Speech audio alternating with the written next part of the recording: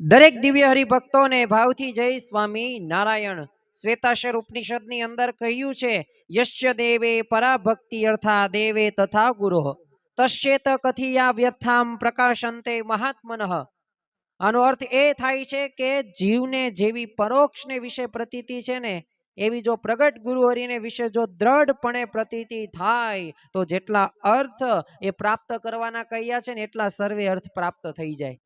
અરે એટલે કે શાસ્ત્રોના ગૂઢ રહસ્યો પણ ખુલ્લા થઈ જાય અને જે એ સાધના કરે છે, એ જે આધ્યાત્મિક માર્ગે આગળ વધવા માટે પોતે પ્રયત્ન કરે છે, તો એને સાક્ષાત્કાર તરફ પણ એ પોતાનું જીવન બને છે। તો આપણા જીવનની અંદર જો સાધનાથી સાક્ષાત્કાર કરવો હોય તો પરોક્ષને વિશે જેટલી પ્રતીતિ છે એવી પ્રગટ ગુરુહરિને વિશે જો દ્રઢપણે પ્રતીતિ થઈ જાય તો અવશ્ય એ સાધનાથી સાક્ષાત્કાર થઈ શકે છે।